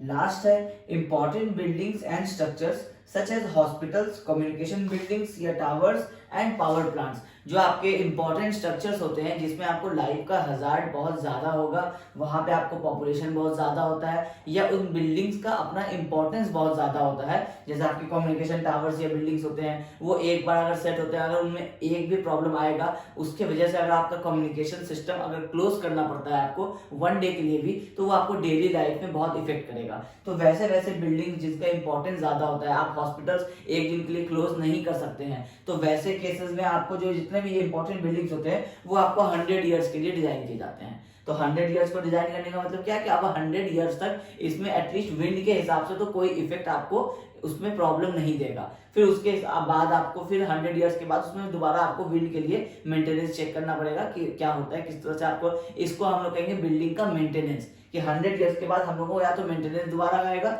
या तो उसका दोबारा रिकंस्ट्रक्शन आएगा। बट 100 ईयर्स तक आपको वैसे स्ट्रक्चर्स जो इंपॉर्टेंट होते हैं उनको हम लोग 100 ईयर्स तक के लिए डिजाइन करते हैं। तो उसमें जो हम लोग K1 का वैल्यू लेते हैं वो हमारा कुछ 1 से ज्यादा का होता है, ताकि हमारा जो बेसिक विंड स्पीड है हम लोग उससे थोड़ा ज्यादा ही उसमें डिजाइन स्पीड लेकर के चलते हैं। हम जो ये K1 निकालेंगे, तो K1 क्यों निकाल रहे हैं, क्योंकि हम लोगों को K1, K2 और K3 निकालना है और उसको VV से मल्टीप्लाई करना है। तो अगर VV हमारा फॉर एग्जांपल 47 आ रहा है, तो अगर हमारा K1 1 पॉइंट, अगर ये दोनों कंडीशन अगर 1 1 आते हैं फॉर एग्जांपल, और ये अगर आपका 1.06 है, इसका मतलब ये टोटल वैल्यू 47 से ज्यादा आएगा, 47 पॉइंट समथिंग आएगा, 2 आ सकता है, 3 आ सकता है, कुछ भी आ सकता है। तो इसका मतलब है कि आपका जो बेसिक स्पीड है उस एरिया का, आप उससे भी थोड़ा ज्यादा लेके चलते हैं 100 ईयर्स वाले स्ट्रक्चर्स को, ताकि वो क्या हो, थोड़ा सा ज्यादा सेफ हो। तो इससे आपका स्ट्रक्चर का जो लाइफ स्पैन है वो 100 ईयर्स आपका एटलीस्ट चलेगा। तो 50 के हिसाब से आपको सारे वैल्यूज जो है केवल के वो 1 है, सारे ही विंड स्पीड के हिसाब से।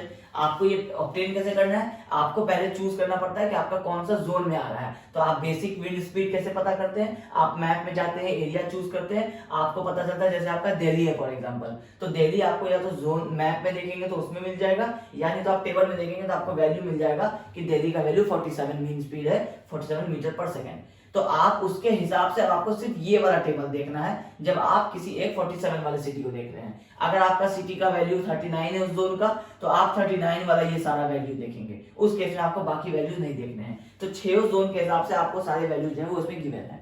तो 5 इयर्स वाले स्ट्रक्चर के लिए 0.82, 0.76, 0.73, 0.71 और इस तरह से रिड्यूस होकर 0.67 तक का आपका वैल्यूज है। जहां आपका स्पीड 55 तक का होगा मीटर पर सेकेंड, वहां आपको जो K1 का वैल्यू होगा वो 0.67 हो जाएगा।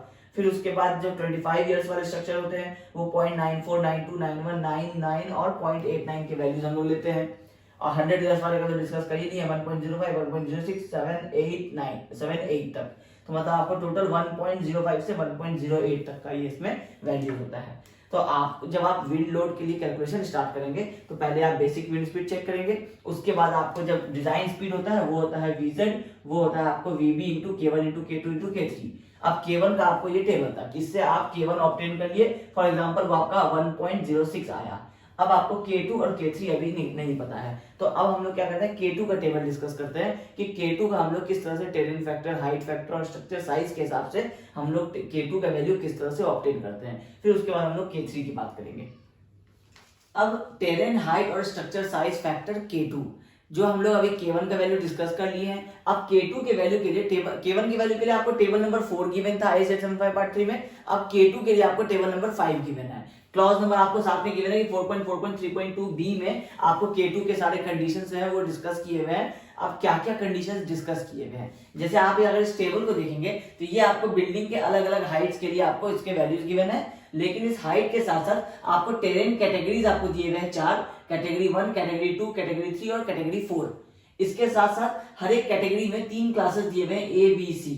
अब ये कैटेगरी और क्लासेस क्या होते हैं, तो पहले हम लोग इसको समझ लेते हैं कि कैटेगरी क्या होता है कि आपका बिल्डिंग जिस भी जगह पे आप बना रहे हैं, जिस एरिया में, उस आपके बिल्डिंग के चारों तरफ में आपको किस तरह का टेरेन है, किस तरह का लोकेलिटी है, उसके ऑब्स्ट्रक्शंस कितने आपके हाइट के हैं। जैसे अगर आप फॉर एग्जांपल 20 मीटर्स का बिल्डिंग बना रहे हैं आप अपना वाला, उसके सराउंडिंग्स में अगर आपको कोई बहुत बड़े बिल्डिंग्स नहीं है, सब छोटे छोटे बिल्डिंग्स हैं और उन सबका जो है वो ऑब्स्ट्रक्शन जो है वो लेस देन 1.5 मीटर है, मतलब आपको बिल्डिंग ही नहीं है, अगर आप एक खाली प्लॉट में कहीं पे अगर आप अपना एक बिल्डिंग बना रहे हैं तो आपको उस केस में आपको कि जितना भी ऑब्स्ट्रक्शन होगा वो 1.5 मीटर से लेस का ही होगा, या तो कहीं बाउंड्री वॉल होगा या तो कहीं पे प्लॉटिंग किया हुआ होगा। तो इस तरह का जब आपका ऑब्स्ट्रक्शन होगा इसको हम लोग कहते हैं ओपन टेरेन। तो जब इस तरह के कंडीशंस होंगे, जब आप एक किसी प्लेन लैंड में अगर आप अपना जमीन कुछ बनाएंगे कंस्ट्रक्शन और उसके चारों तरफ आपको कोई और ऑब्स्ट्रक्शन नहीं होगा, तो उस केस में वो आपको कैटेगरी 1 में आएगा।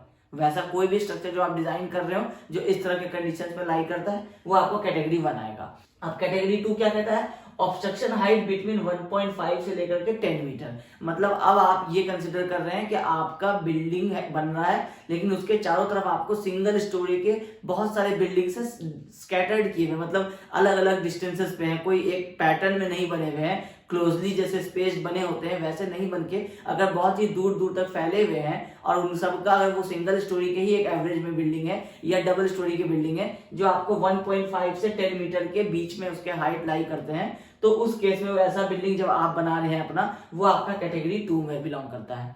ठीक है। उसके बाद कैटेगरी 3 क्या होता है? जब आपका ऑब्स्ट्रक्शन हाइट 10 मीटर तक का हो लेकिन वो क्लोजली स्पेस्ड हो, जैसे हमारे रेसिडेंशियल एरियाज में होता है। हाँ, अपने कॉलोनीज में देखेंगे कि अगर हमें कोई स्ट्रक्चर बनाना है तो हमारे स्ट्रक्चर के ईस्ट वेस्ट नॉर्थ साउथ हर जगह कोई ना कोई बिल्डिंग्स बना हुआ होता है। तो उससे आपको क्या होता है कि अगर आपका उस जो बिल्डिंग बने हुए हैं दूसरे उनका हाइट अगर अप टू 10 मीटर आता है, मतलब 3 स्टोरी बिल्डिंग के आसपास अगर सारा पूरा एरिया बना हुआ है उस बीच आप भी अपना कोई स्ट्रक्चर खड़ा कर रहे हैं और उसका हाइट आपको 10 मीटर से ज्यादा है, अगर आप 20 मीटर या 30 मीटर का बना रहे हैं, 5 स्टोरी 6 स्टोरी 10 स्टोरी, बट आपको ऑब्स्ट्रक्शन जो है सारे बिल्डिंग जो है आसपास में वो सारे आपके 10 मीटर के हाइट के हैं, तो उस केस में वैसा आपको कहलाएगा क्लोज स्पेस्ड ऑब्स्ट्रक्शन। मतलब सारे ऑब्स्ट्रक्शन जो है वो बहुत ही क्लोज स्पेस अगर हैं, स्कैटर्ड होंगे तो आपको कैटेगरी 2 में लाई करेगा। सेम हाइट में, मतलब अगर 10 मीटर का ही हाइट है लेकिन बहुत दूर दूर में फैले हुए हैं तो इसका मतलब क्या होगा कि विंड जो है वो प्रॉपर्ली फ्लो हो सकेगा, फ्लो होकर के वो आपके वाली बिल्डिंग पे स्ट्राइक करेगा प्रॉपर्ली।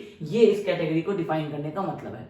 कैटेगरी 1 में क्या हो रहा था कि कोई ऑब्स्ट्रक्शन है नहीं, बहुत छोटे साइज के हैं, तो विंड आपको ज्यादा फोर्स से आएगा और आपके बिल्डिंग पे स्ट्राइक करेगा। कैटेगरी में 2 में क्या हो रहा है कि आपको थोड़े बिल्डिंग के कुछ बिल्डिंग्स बने हुए हैं लेकिन वो स्कैटर्ड है, तो स्कैटर्ड है तो विंड आपको ब्लो करेगा थोड़ा, कैटेगरी 1 के कंपैरेटिवली कैटेगरी 2 में थोड़ा लेस स्ट्राइक करेगा फोर्स से और आपके बिल्डिंग पे स्ट्राइक करेगा। कैटेगरी 3 में क्या हो रहा है? बिल्डिंग का हाइट अभी भी 10 मीटर है बट वो आपको इतने क्लोज इंटरवल्स में बने हुए हैं कि आपके विंड के फोर्स को वो ब्लॉक कर रहे हैं, तो विंड क्या हो रहा है? डिस्ट्रीब्यूट हो जा रहा है और आपके बिल्डिंग्स पे आकर के थोड़ा सा ही लग रहा है, तो उस केस में वो हो जाएगा कैटेगरी 3। और लास्ट में कैटेगरी 4 हो जाएगा जब आप जिस हाइट का बिल्डिंग बना रहे हैं और आपके चारों तरफ उसी हाइट के बिल्डिंग्स आपको खड़े हुए हैं और वो सारे आपको लार्ज स्ट्रक्चर्स है, तो मतलब है कि आपके बिल्डिंग पे विंड का प्रेशर डायरेक्ट आके लगने का चांस बिल्कुल कम हो जाता है। जब आपका स्ट्रक्चर कुछ इस हाइट का है और इसके चारों तरफ आपको इस हाइट के या इस हाइट के या इसके बराबर ही हाइट के इस तरह के ऐसे अगर स्ट्रक्चर्स बने हुए हैं तो इसमें विंड फोर्स का जो इफेक्ट होता है वो बहुत नेग्लिजिबल माना जाता है, तो उसको हम लोग करते हैं कैटेगरी 4 में। अब ये आप डिसाइड करेंगे कि आप जो बिल्डिंग बना रहे हैं उसके लोकेलिटी के हिसाब से वो किस तरह का लोकेलिटी होगा, या तो क्वेश्चन में आपको कुछ आइडिया गिवन होगा या आपको खुद से एज्यूम करना होगा प्रॉपर्ली कि आप कौन सा ऑब्स्ट्रक्शन ले रहे हैं, तो उसके हिसाब से आप कैटेगरी चूज कर लेंगे 1, 2, 3 या 4। अब हाइट आपको बिल्डिंग का पता है, आप कितने मीटर का बिल्डिंग बना रहे हैं, कैटेगरी आपको पता चल गया। अब कैटेगरी के अंदर भी आप देखेंगे तो 3 क्लासेस गिवन है, class A, class B, class C. अब ये तीनों क्लासेस भी आपको पहले पता होना होगा कि आपके बिल्डिंग का पहले आपको पता चला कैटेगरी 2 था, अब कैटेगरी 2 पता चल गया लेकिन आपको ये नहीं पता चल रहा है कि क्लास ए, बी और सी में से आपका बिल्डिंग कौन सा है। तो क्लास ए, बी और सी क्या होता है? तो क्लास ए होता है buildings having maximum dimension horizontal या फिर वर्टिकल लेस देन 20 मीटर। मतलब एक बिल्डिंग का ये आपको प्लान एरिया होता है जिसमें ये आपको विड्थ होता है b, ये लेंथ होता है l और ये इसका हाइट होता है h। तो तीनों में से कोई भी डायमेंशन अगर आपको लेस देन 20 मीटर है, मतलब मैक्सिमम डायमेंशन जो है ये अगर आपका 15 मीटर है, ये आपका 16 मीटर है और ये आपका 20 या फिर आप इसको कह लीजिए कि 18 मीटर है, तो आपको मैक्सिमम क्या है? 18 है। ये अगर आपको 20 से कम आ रहा है तो ये आपको बिल्डिंग जो होगा वो क्लास ए होगा। फिर अगर आपका बिल्डिंग का जो हाइट टोटल जो डायमेंशन है लेंथ ब्रेथ और हाइट में वो अगर 20 से 50 के बीच है, मतलब अगर ये आपका 18 नहीं होकर 28 हो जाए और ये आपका 10 और 20 ही रहे या 10 और 10 ही रहे, तो इस केस में क्या होगा, length is equal to 10, width is equal to 10, but height is equal to 28 है। तो मैक्सिमम यहाँ पे कह रहा है, तो मैक्सिमम का मतलब क्या होगा कि आपका मैक्सिमम ऑफ 28 है इस केस में। तो 28, 20 और 50 के बीच में लाई करता है, तो वो आपका क्लास बी हो जाएगा। और फिर अगर आपका कोई भी एक डायमेंशन जो मैक्सिमम है वो अगर जैसे इनके सर मान लीजिए कि बहुत लॉन्ग बिल्डिंग है इस तरह से, तो इसमें क्या होगा कि ये वाला लेंथ जो है ये 60 मीटर हो गया, बाकी ये 28 ही और ये आपका 10 ही है। तो आपको L कितना हो गया 60, B कितना हो गया 10 और H कितना हो गया 28। तो इस केस में L आपका सबसे मैक्सिमम हो गया 60 मीटर। तो 60 मीटर आपको 50 से ग्रेटर है, तो ये आपका स्ट्रक्चर जो है आपका वो क्लास सी में हो जाएगा। तो पहले आप कैटेगरी डिसाइड कर लेंगे, उसके बाद आप क्लास डिसाइड कर लेंगे कि ए बी सी में से आपका कौन सा क्लास है। अब अगर मेरा फॉर एग्जांपल कैटेगरी 2 में क्लास सी मेरा फाइनल हो गया, तो अब हमको सिर्फ ये वाला लाइन का वैल्यू देखना है अपने हाइट के हिसाब से और कोई वैल्यू नहीं देखना है, क्योंकि अब जब मेरा कैटेगरी 2 है तो हम 1, 3 और 4 देखेंगे नहीं, और जब क्लास सी है 2 के चाहे 1 में होता है या 2 में होता, क्लास सी हमको पता चल गया तो हम ए और बी का वैल्यू भी देखेंगे नहीं, तो हम सिर्फ ये सी वाले का वैल्यू देखेंगे। अब मेरा हाइट यहाँ पे जो गिवन है वो 10 से लेकर के 500 तक का गिवन है। अब 10 से बिलो अगर आपका स्ट्रक्चर होता है तो आप ये 10 वाला वैल्यू को ही कंसिडर करके चलेंगे, क्योंकि आपको जो बेसिक विंड स्पीड गिवन था वो हम लोग डिस्कस किए थे कि वो आपको 10 मीटर के हाइट पे एज्यूम करके आपको वैल्यूज गिवन है। तो अगर आपका बिल्डिंग 8 मीटर्स का है, आपको विंडो लगाना है, तो भी आप 10 वाला ही वैल्यूज लगाएंगे। उससे ज्यादा अगर होगा आपका फॉर एग्जांपल 12 हो गया या फिर आपका बीच का कोई वैल्यूज हो गया, तो आपको उस केस में आता है इंटरपोलेशन। तो आप क्या करेंगे कि आप इंटरपोलेट कर लेंगे कि आपका ये 30 और 50 के बीच में अगर आपका 40 आ रहा है, तो या तो आप डायरेक्टली बीच का वैल्यू आप इंटरपोलेट कर लेंगे, और या नहीं तो एक ऑप्शन और होता है कि आप मैक्सिमम वाले का वो वाला वैल्यू चूज कर सकते हैं। बट मैक्सिमम वाले का वो जो वैल्यू आप चूज करते हैं ये प्रैक्टिकल पर्पज में सुटेबल होता है। जब आप एग्जामिनेशन में आएंगे और एग्जामिनेशन में अगर आपको 42 मीटर आपका बिल्डिंग हाइट है, तो आपको 30 और 50 के बीच का ये दोनों वैल्यूज के बीच में आपको वैल्यूज इंटरपोलेट करना होगा। तो उस केस में आपको एग्जैक्ट वैल्यू इंटरपोलेशन से करके दिखाना पड़ेगा। प्रैक्टिकल लाइफ में जब हम लोग डिजाइन करते हैं तो हम लोग 1.02 के बीच का वैल्यू इंटरप्रेट नहीं करते, हम लोग 1.1 वैल्यू लेते हैं, क्योंकि वो आपको मैक्सिमम, जैसे अगर मेरा 30 से 50 आ रहा है तो हम 50 वाले का वो वाला वैल्यू चूज कर लेते हैं, हम 30 बीच का वैल्यू इंटरप्रेट नहीं करते। ये प्रैक्टिकल पर्पस हुआ। जब आप थ्योरेटिकल पर्पस की बात करेंगे, कॉपी पे आप अपने सॉल्व करेंगे, तो आपको उस केस में इंटरपोलेट करना पड़ेगा। हम लोग इंटरपोलेशन डिस्कस कर लिए थे जब हम लोग स्टील के क्लास डिस्कस कर रहे थे, उस केस में हम लोग कंप्रेशन मेंबर में ये डिस्कस किए थे कि किस तरह से हम लोग इंटरपोलेशन करते हैं। ठीक है, तो ये हो गया, आपको इस तरह से आपको वैल्यूज मिल जाएगा कि आपको कैटेगरी 2 है आपका, और अगर क्लास सी है तो आपका आपके हाइट ऑफ स्ट्रक्चर के हिसाब से K2 यहाँ मिल जाता है। इसलिए इसका नाम है terrain height and structure size का फैक्टर। स्ट्रक्चर साइज से क्लास ABC मिल जाता है, टेरेन से आपको कैटेगरी 1, 2, 3, 4 मिल जाता है, और हाइट के अकॉर्डिंगली आपको ये वैल्यूज आपको मिल जाता है। तो इससे ऑब्टेन होता है आपको K2 वैल्यू। तो आपको VB मिल गया, फिर VB into K1, K2, K3 करते थे, तो K1 भी मिल गया आपको, और K2 भी इस टेबल से आपको ऑब्टेन हो गया। अब हम लोग डिस्कस करते हैं कि K3 वैल्यू हम लोग कैसे ऑब्टेन करते हैं। अब K3 जिसको हम लोग कहते हैं टोपोग्राफी फैक्टर, ये कैसे निकालते हैं। तो K3 के लिए आपको एक फॉर्मूला दिया हुआ है, K3 is equal to 1 plus CS। अब ये C और S क्या होता है ये आपको पता चल जाएगा, तो आपको K3 का वैल्यू मिल जाएगा। तो अब C आपका एक कोफिशिएंट होता है। अब वो कोफिशिएंट क्या होता है कि जब भी आपका टोपोग्राफी फैक्टर क्या होता है कि या तो आपका प्लेन लैंड्स है या फिर आपका हिली रीजन वगैरह है, तो जब भी आपका प्लेन लैंड होगा या फिर आपका हिली रीजन होगा तो उस हिसाब से आपका K3 का वैल्यू जो है वो चेंज होता है। तो अब जब प्लेन लैंड्स होगा, तो प्लेन लैंड्स किसको कहते हैं, जो हमारा नॉर्मल ग्राउंड होता है। तो नॉर्मल ग्राउंड जैसे कि आपका जिसका थीटा 3 डिग्री या उससे लेस हो। अब थीटा क्या होगा, आप इस फिगर को देखिए, ये आपका फॉर एग्जांपल एक हिल है या फिर आपका एक क्लिफ है, तो इसका आपको कुछ ये आपको ग्राउंड से रेज किया हुआ है, तो ये आपका एक एवरेज ग्राउंड लेवल है जिसकी हम लोग बात कर रहे हैं। इस ग्राउंड लेवल से जो ये आपको राइज किया हुआ पोर्शन है, तो ये अगर आपका 1 डिग्री 2 डिग्री या 3 डिग्री तक का है, तो वो आपको नॉर्मल ग्राउंड कंसिडर किया जाता है। तो जब इस तरह का स्लोप होगा, मतलब आपका ग्राउंड अगर कुछ इस तरह से है और ये आपका स्ट्रेट यहाँ से हॉरिजॉन्टल चल रहा था, तो अगर ये वाला अगर आपका 2 डिग्री तक है, तो ये आपको एक नॉर्मल ग्राउंड की तरह कंसिडर किया जाएगा।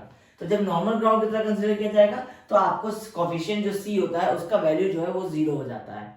तो मतलब 1 डिग्री 2 डिग्री और 3 डिग्री और theta less than equal to 3 degree तक आपका C 0 हो जाता है। तो जब C 0 हो जाएगा, तो ये S से जो भी मल्टीप्लाई कीजिएगा वो आपका 0 रहेगा। तो आपका K3 उस केस में K3 इज इक्वल टू 1 हो जाता है। आपका जब C इक्वल टू 0 होता है। तो इसका मतलब कि आपके इंडिया में जो आपके नॉर्मल रीजन जितने भी हैं, आपको नॉर्दर्न के जो आपके हिल्स वाले जो रीजन्स है उसको छोड़ करके आपके बाकी जितने भी नॉर्मल रीजन्स है वो सारे में आपका K3 का वैल्यू जो होगा वो 1 होगा, क्योंकि स्लोप उसका 3 डिग्री से कम होगा, तो 3 डिग्री से कम होगा तो C आपका 0 हो जाएगा। लेकिन अब अगर आपका स्लोप 3 डिग्री से ज्यादा होगा, 4 डिग्री 5 डिग्री से लेकर के कुछ भी डिग्री तक का होगा, तो आपको जब ये डिग्री चेंज होगा, फॉर एग्जांपल अगर यहाँ पे आपको 30 डिग्री है तो उस केसेस में आपका क्या होगा, तो उस केसेस में इस C का आपको इस स्लोप के अकॉर्डिंगली आपको दो कंडीशन दिए हुए हैं। पहला कि जब आपका 3 डिग्री से ज्यादा होगा और 17 डिग्री से कम होगा, तो इस केस में आपका C का जो वैल्यू है वो 1.2 इंटू जेड बाई एल हो जाता है। अब जेड बाई एल क्या होता है वो भी डिस्कस करेंगे। और फिर जब आपका 17 डिग्री से ग्रेटर हो जाता है तो उस केस में आपका C जो है इसका वैल्यू एक फिक्स 0.36 हो जाता है। तो मतलब जब 0 है तो K3 का वैल्यू 1 हो जाएगा, मतलब थीटा जब 3 डिग्री से लेस है तो C का वैल्यू 0 हो जाएगा, थीटा जब 17 डिग्री से ग्रेटर है तो C का वैल्यू 0.36 हो जाएगा। लेकिन जब 3 और 17 के बीच में आएगा तो C का वैल्यू जाता है 1.2 इंटू जेड बाई एल। अब ये Z और ये L आपका क्या है, इस फिगर को देखिए। आपका अगर दो केसेस होता है, पहला आपका जिसको हम लोग कहते हैं क्लिफ एंड स्कैल्पमेंट, जिसको हम लोग एक तरह से ये कह सकते हैं कि आपका जो चट्टान होता है और फिर वहां से ढलान होता है, मतलब आपका एक आपका चट्टान है, आपका ये कोई हिल नहीं है, ये कोई पहाड़ नहीं है, बट आपका ये चट्टान है। कुछ रीजन आपके इंडिया में वैसे होते हैं जहां पे आपको इस तरह के चट्टान वाले जोन्स होते हैं, उसमें भी आपका कंस्ट्रक्शन होता है, उसमें भी आपके रोड्स वगैरह बनते हैं, बिल्डिंग्स बनते हैं। तो उस तरह का जो आपका रीजन होता है वो कहलाता है क्लिफ एंड स्कैल्पमेंट। अब दूसरा कंडीशन होता है जिसमें हम लोग बात करते हैं हिल्स एंड रिजेस के बारे में, जो आपके पहाड़ होते हैं सारे। तो जब हम लोग पहाड़ की बात करेंगे तो उसमें आपका एक डिफरेंट कंडीशन होता है, जब हम लोग क्लिफ एंड स्कैर्पमेंट की बात करेंगे, चट्टान वगैरह की बात करेंगे, तो उसमें आपका डिफरेंट कंडीशन होता है। बट Z और L जो है ये टर्म्स जो है ये आपको सेम होंगे सारे केसेस में। तो अब अगर हम लोग इसको कुछ भी एज्यूम कर ले, हिल या रिज एज्यूम कर ले, या फिर हम लोग क्लिफ एंड स्कैर्पमेंट एज्यूम कर ले, आपका ये जो उसका टोटल हाइट होगा, जो आपका एवरेज ग्राउंड लेवल है, उस ग्राउंड लेवल से इस टॉप को हम लोग कहते हैं क्रेस्ट। इस क्रेस्ट का जो एवरेज ग्राउंड लेवल से टोटल हाइट होगा वो होगा आपका Z।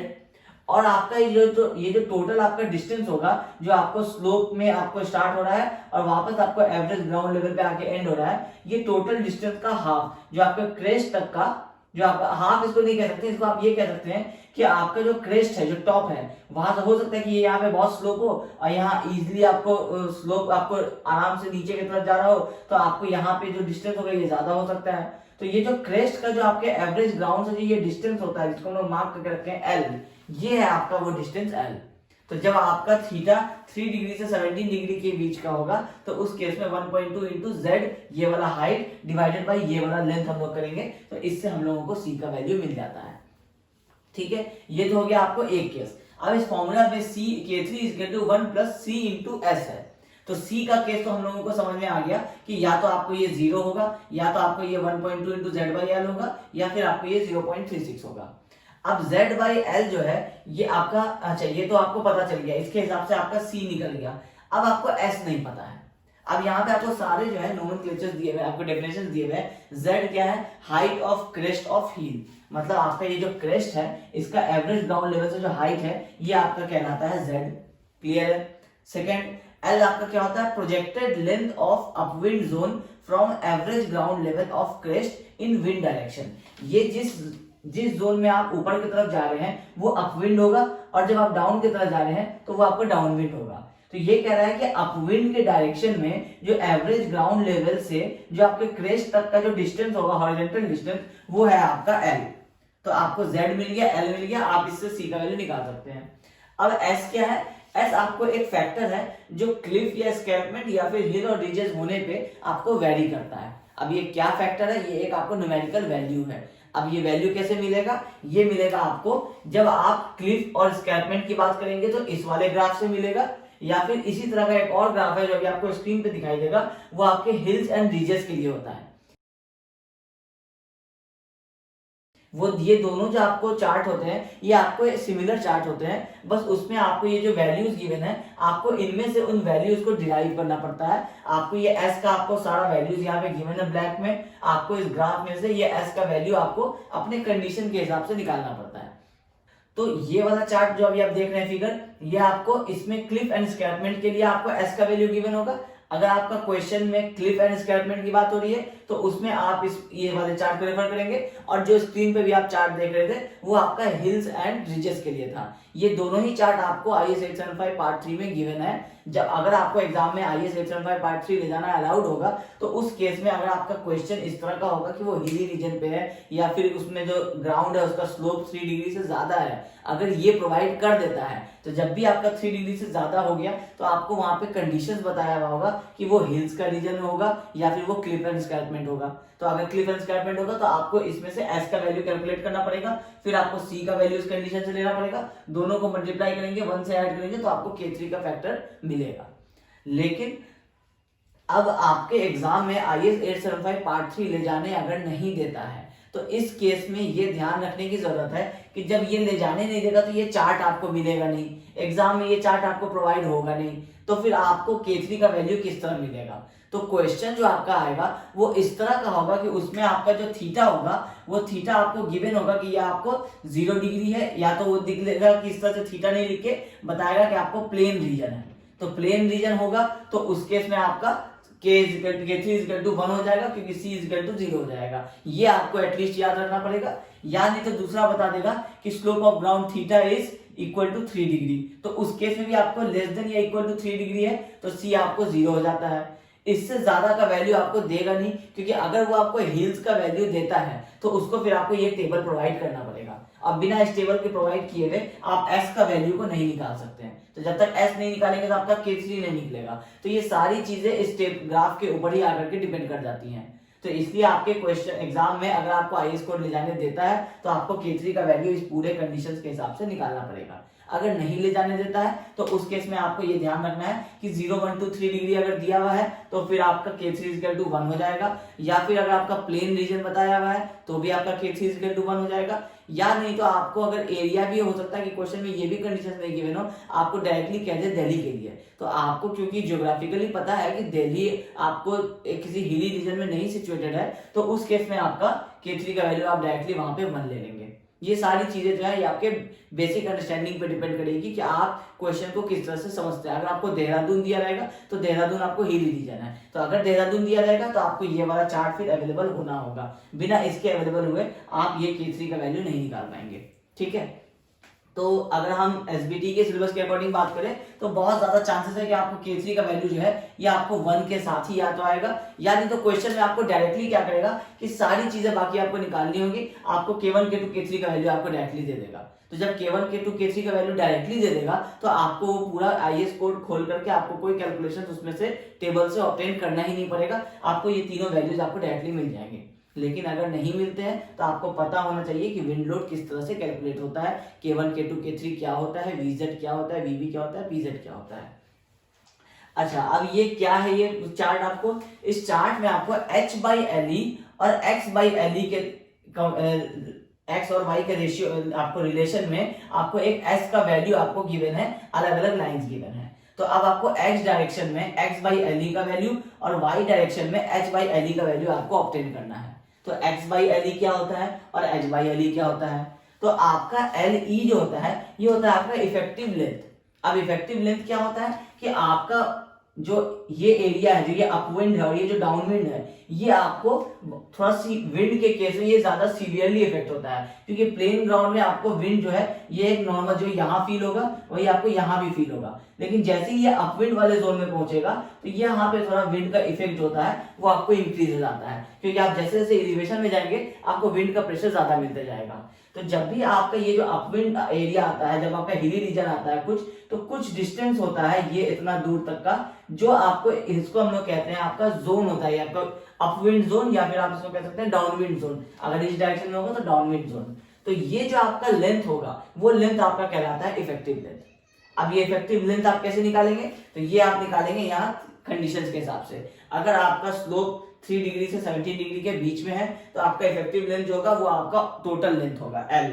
तो ये जो आपका लेंथ है यही आपका इफेक्टिव जोन भी हो जाएगा। लेकिन अगर आपका थीटा जो है वो 70 डिग्री से ज्यादा होगा तो ये L आपका हो जाएगा Z बाई 0.3, मतलब ये टोटल हाइट डिवाइडेड बाई 0.3, ये आपका ये टोटल इफेक्टिव जोन हो जाएगा। जो थीटा अगर आपका 17 से कम होता है उस केस में ये आपका हिल के बॉटम से लेकर के क्रेस्ट तक का ही आपको ये टोटल इफेक्टिव जोन होता है। लेकिन थीटा जैसे ही आपका 17 डिग्री से ज्यादा हो जाता है तो ये जोन आपका थोड़ा सा इंक्रीज होने लग जाता है। तो ये हाइट डिवाइडेड बाई 0.3 करेंगे जब Z बाई 0.3, तो इससे आपको इफेक्टिव लेंथ मिल जाएगा। अब L आपको मिल गया यहाँ भी, L आपको मिल गया यहाँ भी।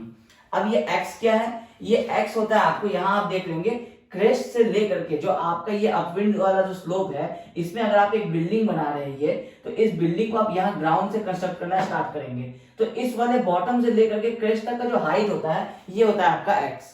और आपका h क्या होता है कि आपका हाइट ऑफ द बिल्डिंग जो आप यहाँ बनाने वाले हैं, ये height of the building except for the roof portion, ये जो रूफ ट्रस जिसपे आप लगाते हैं अगर आप वो लगाने वाले हैं तो उसको छोड़ करके आपके टोटल बिल्डिंग का जो मेन पार्ट होगा, स्ट्रक्चर पार्ट, वो आपका कहलाएगा h। तो h बाई एल आप एक रेशियो निकालेंगे, x बाई एल आप एक रेशियो निकालेंगे, और इन दोनों के हिसाब से जैसे अगर आपका वैल्यू आया इसमें 0.5 और इसमें आपका वैल्यू आया -0.5, तो इसका मतलब है कि ये आपको यहाँ कहीं आकर के हिट कर रहा है। तो ये आपको 0.2 से डिक्रीज थोड़ा सा हो रहा है और 0.1 की तरफ जा रहा है, तो इसका मतलब है कि आप इसको या तो 0.2 एज्यूम कर सकते हैं या फिर आप इसको 0.199 या 0.19 आप इसको एज्यूम कर सकते हैं। तो फिर आपको s इज इक्वल टू 0.19 हो जाएगा। तो फिर आप s को यहाँ पुट करेंगे, फिर आपको ये टोटल वैल्यू मिलेगा और ये आपको K3 का वैल्यू मिल जाएगा। इसमें भी एक चीज और ध्यान देने की जरूरत है कि आपका s इज इक्वल टू 0.05 है, s इज इक्वल टू 0.1 है, ये इंक्रीज कर रहा है और इंक्रीज करते करते ये 0.4 का वैल्यू है, ये 6 का है, ये 8 का है, और ये s इज इक्वल टू 1 का वैल्यू है। यहाँ भी देखेंगे तो s इज इक्वल टू 1। ये वाला केस भी ये आपको अपविंड के साइड का, इस वाले साइड का, और डाउनविंड के साइड के लिए आप ये वाला चार्ट देखते हैं। तो दोनों ही केसेस में आप देखेंगे कि s का मैक्सिमम वैल्यू जो यहाँ आ रहा है ये s इज इक्वल टू 1 पे आ रहा है। इसका मतलब है कि s का मैक्सिमम वैल्यू जो है ये आपका 1 तक ही जा सकता है। तो मैक्सिमम केसेस में ये आपका 1 हो सकता है और c आपका 0.36 या जो भी वैल्यू आएगा तो ये आपका ऐड हो जाएगा, तो इससे आपका K3 का वैल्यू मिल जाएगा। तो जो डिप्लोमा वाले अभी पढ़ रहे हैं एसबीटी के सिलेबस के अकॉर्डिंग, उनको ये इतना कुछ करने की जरूरत नहीं पड़ेगी, क्योंकि इतना उनके सिलेबस के अकॉर्डिंग नहीं होना चाहिए। तो इसलिए आपके केसेस में क्या होगा कि या तो आपको K3 का वैल्यू आपको क्वेश्चन में डायरेक्टली दे देगा, या फिर आपको ये हिली रीजन के लिए कैलकुलेट करने के लिए देगा ही नहीं, आपको प्लेन रीजन के लिए कैलकुलेट करने के लिए देगा। तो प्लेन रीजन में आपका थीटा 3 डिग्री से लेस होता है तो c आपका डायरेक्टली 0 हो जाएगा, c 0 हो जाएगा तो s कैलकुलेट करने की जरूरत ही नहीं पड़ेगी आपको, और K3 आपका डायरेक्टली 1 हो जाएगा। तो ये आपका एक स्टेप में ही आपका ये सारा प्रॉब्लम जो है ये आपका खत्म हो जाएगा। लेकिन जो बीटेक वाले स्टूडेंट देख रहे हैं, तो बीटेक वाले स्टूडेंट को एग्जाम में IS 875 पार्ट 3 ले जाना जरूरी होता है, क्योंकि जब भी वो स्टील स्ट्रक्चर का एग्जाम देंगे तो उनको IS 800 भी अलाउड होता है और उनको IS 875 पार्ट 3 ले जाना भी अलाउड होता है। तो उस केसेस में उनको K1, K2 और K3 तीनों वैल्यूज देख करके उनको ऑब्टेन करना पड़ेगा। उनको हिली रीजन का उनके सिलेबस के अकॉर्डिंग आ सकता है क्वेश्चन, आपके सिलेबस के अकॉर्डिंग हिली रीजन नहीं आएगा। तो K3 का वैल्यू आप इस फॉर्मूला को याद रख लें, इसमें आपको पता रहना चाहिए कि C आपको 0 कब होगा, उसके हिसाब से आपका K3 निकल जाएगा। अब ये हो गया आपको तीनों वैल्यूज K1, K2 और K3। अब आपको अगर VZ निकालना था तो आप K1, K2 और K3 इसमें आप VB मल्टीप्लाई करेंगे तो आपको VZ का वैल्यू मिल गया। फिर आप प्रेशर निकाल रहे थे जिसमें आप 0.6 इंटू VZ स्क्वायर कर देंगे तो आपका प्रेशर भी निकल गया। अब आ रही थी बात फोर्स की, तो फोर्स के लिए आप CPE माइनस CPI कर रहे थे और इसमें आप एरिया इंटू PZ मल्टीप्लाई कर रहे थे। तो अब बात आता है कि ये CPE और CPI क्या होता है। तो हम लोग डिस्कस किए थे कि ये एक्सटर्नल प्रेशर का कोफिशिएंट है और ये आपको इंटरनल प्रेशर का कोफिशिएंट है CPI। तो अब ये इंटरनल प्रेशर का कोफिशिएंट का एक छोटा सा टेबल होता है, उसमें आपको परमिएबिलिटी के अकॉर्डिंगली आपको कुछ कोफिशिएंट दिए हुए हैं। अगर बिल्डिंग में कितना ओपनिंग से कितना परसेंटेज, उस परसेंटेज के अकॉर्डिंग आपको एक छोटा सा टेबल है, इसके बाद अभी हम बोर्ड पे डिस्कस करेंगे। CPE के लिए आपको लंबा चौड़ा एक टेबल है IS 875 पार्ट 3 में, उसमें आपको बिल्डिंग के रेशियोज के हिसाब से हाइट बाई विड्थ का रेशियो है, उसके अकॉर्डिंगली आपको अपना, जैसे हम लोग अभी K1 K2 के लिए चूज कर रहे थे टेबल, उसी तरह आपको उसमें भी आपके स्क्रीन पर भी एक CPE का टेबल आएगा। उसमें आपको अपने कंडीशंस के हिसाब से कि आपका हाइट कितना, स्ट्रक्चर का मैक्सिमम विड्थ कितना है, उसमें से आप कौन सा वाला साइज चूज करेंगे। उसमें आपका अगर रेक्टेंगुलर बिल्डिंग है इस तरह से, तो इसमें आपका विंड अगर इस डायरेक्शन में आ रहा है तो ये होगा आपको 0 डिग्री, और जब इस डायरेक्शन में आएगा तो ये इस डायरेक्शन के अकॉर्डिंग अगर आप बात कर रहे हैं तो ये कहलाएगा आपको 90 डिग्री। तो 0 डिग्री के अकॉर्डिंग होगा तो इस फेस पे आपका कितना प्रेशर आएगा, कोफिशिएंट, ये आपको पता चल जाएगा। और जब आप 90 डिग्री वाला वैल्यू टेबल में देखेंगे तो उसमें आपको इस वाले डायरेक्शन का आपको कोफिशिएंट पता चल जाएगा। तो इससे क्या होगा कि आपको एक बिल्डिंग के चारों साइड पे आपको कितना आपको प्रेशर कोफिशिएंट्स आ रहे हैं वो पता चल जाएगा एक्सटर्नल। तो उसमें आप माइनस करेंगे इंटरनल वाला वैल्यू, और उसमें फिर आप एरिया और पीजेड से मल्टीप्लाई कर देंगे तो उसमें आपको डायरेक्टली मिल जाएगा फोर्स, जो आपको एक मेंबर्स के ऊपर मिल जाएगा। और फिर इसी तरह से आपको, जैसे आपको ये चारों साइड से मिल गया, आपको एक साइड का निकालना है तो आप एक साइड का फोर्स अपना निकाल सकते हैं और उसको सारे जॉइंट्स पे आप उस तरह से बता सकते हैं कि ये किस तरह से आया है। तो ये वाला कॉन्सेप्ट आपको तब क्लियर होगा जब आप न्यूमेरिकल सॉल्व करेंगे। फिर उसमें आपको पता चलेगा कि किस तरह से आप सीपी माइनस सीपीआई किए तो कहाँ पे आप उसका लोड जो है वो पुट कर रहे हैं। तो क्वेश्चन का पैटर्न इसमें से क्या हो सकता है, इसमें से ये हो सकता है कि या तो आपको कहे कि आप एक फोर्स निकालें, आपको क्वेश्चन में आपको सारे कंडीशन गिवन होगा कि आपका सिटी कहाँ कौन सा है, उसमें आप कितने साइज का बिल्डिंग बना रहे हैं, और उसमें आपको बोलेगा कि फोर्स आप टोटल निकालिए कि कितना एक्ट कर रहा है। तो उस केस में आप क्या करेंगे, K1 K2 K3 निकालेंगे, VB से मल्टीप्लाई करेंगे, VZ निकालेंगे, P निकालेंगे, और फिर इस वाले फॉर्मूला को यूज करते हुए एरिया आपको पता होगा और आप एक एक डायरेक्शन करके आप सारे फोर्सेस निकालेंगे। ये एक टाइप का क्वेश्चन इसमें से आ सकता है।